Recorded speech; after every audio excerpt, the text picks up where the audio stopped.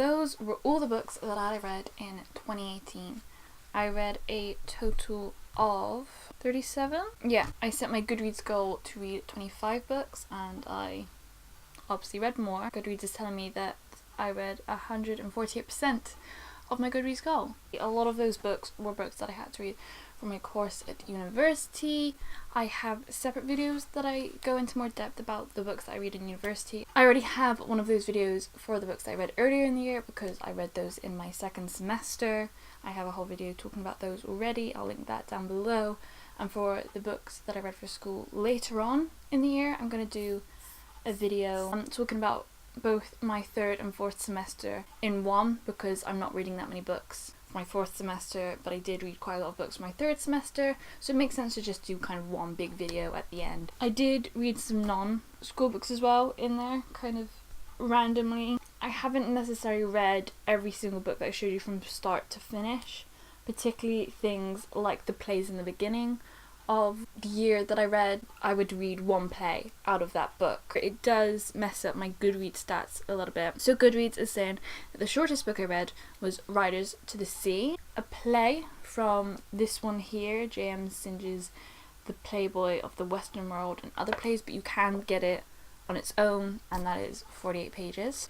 Goodreads is saying that the longest book I read was this one, which is the Oxford Book of Short Stories, but this is another one that I haven't actually read from start to finish. I read a decent amount of the stories. These all yellow tabs are all the different stories, and these orange ones back here. So I read a decent amount, but I've not read that book from start to finish, so I wouldn't count that one. So I think the longest book I read this year would be this one. I'm surprised that it wasn't this one anyway. The short story one was 576 pages. This one is 555, but I'm pretty sure this is the longest book that I've actually read, although again I didn't read all of like the index pages and stuff like that at the back. Science of Human Innovation Explaining Creativity, which was a school book. It was expensive, it was big, it was difficult. The most popular book I read this year was J.D. Salinger's The Catcher in the Rye, which is an American classic. I didn't really like it that much. It was okay. I can see why people like it, but I didn't like the way it was written. It just wasn't for me. Oh, I don't even know if I know that number. 2 million, oh, this is a big number. 500,000? 561,000 and 500. I see, it's a big number. Millions. It's lots of people read The Catcher in the Rye. And the least popular book I read was The Love of a Nightingale, play by Timberlake Wharton Baker. Again, this whole big anthology, I've not read this whole thing, I've just kind of read this section, this one play. It's like a rewriting of like a Greek myth, but apparently only 195 people have read that one. My average rating on Goodreads was 3.4, but I don't like rating on Goodreads because I find the 5-star system is too much pressure, because you can like a book and give it 3, and you can like a book and give it 4, and you can really like a book and give it 5, or you can absolutely love a book, it's the best thing ever, and give it 5. Like, there's not enough in there. I didn't really seem to read any series. I don't think I read any series. Apart from, unless you count Saga, I think I pretty much only exclusively read standalones and school books. Unless you count Isla and the Happily Ever After, which is kind of part of a companion trilogy. I'm really glad that I read this one this year, because this is one that was like weighing me down. The fact that I'd read Anna and I'd read Lola, and I loved those two so much, and I still hadn't read this one, and it was really annoying me. Favourite cover of the year? I really like the Genuine Fraud cover. I think it's really simple and really nice. I love the colours to it. It reminds me a lot of the Intertwined music video by Dodie, which I love. This one's also really beautiful. It's called This One Summer by Jillian Tamaki and Mariko Tamaki. Ah!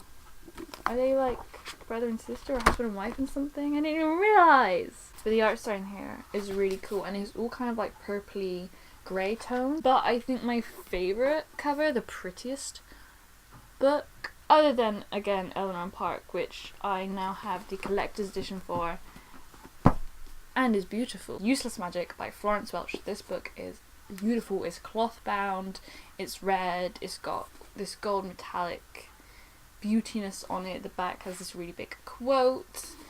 The inside is also just like equally gorgeous, full of like artwork and beauty, and it's great. I nearly cried when I saw it the first time. My favourite books of the year. Which ones did I like the most? I think the favourite book that I read for school, maybe Wide Sargasso Sea. That one I really liked. I also really liked Bridie's Fire and Second Class Citizen. I don't think I read anything this year that I completely and utterly like adored, like would join my top favourites of forever. Well, kind of. You'll see. Isla Unhappily Ever After I read this year and I really, really liked it. I wouldn't say it's one of my favourite things ever, but it's definitely like top 3 of what I read this year. Joan and Fraud, pretty much the same thing. I really liked this. I think I gave it like a 9 out of 10. I can't say I liked it as much as We Were Liars. I can't say it's one of my like all-time favourites, but I really, really liked it. It made me think a lot and I had so much fun reading it. And then my favourite book that I read this year, which I feel like is kind of cheating, but this was like the first book that I finished. I reread it this year. Eleanor and Park by Rainbow Rowell. Now I really liked this the first time I read it, but I was just like a smidge underwhelmed because I had heard such amazing things. Rereading it this year was like a whole different experience. Now I don't typically reread books very often, and rereading this, knowing everything that was going to happen, just made it all so much more, like that period in between where I just had to like let it resonate with me, and like the more distance I had from actually reading Eleanor and Park, where I was that smidge disappointed, the more I kind of appreciated it and thought I liked it and realised how much it did resonate with me. So rereading it after all that time was just amazing. I was just reading it like, this is so amazing, I love this, it's the best thing ever. This is definitely on one of my favourite books of all time list. It's great, it's wonderful, read it, please. Any books that disappointed me, it's one of my least favourite of the ones to say, but there is actually one that I was really disappointed by, and that's Frankenstein, because I thought I'd really like it, and I didn't really like it very much. I think that's everything I have for today. I've set my Goodreads goal, I think, for 35 this year, which should be accomplishable seeing as I've read like 37 last year, but I set my goal to 25 last year, so it's more than my goal was, because I'm sick of setting my goal to something that's really unattainable. So baby steps.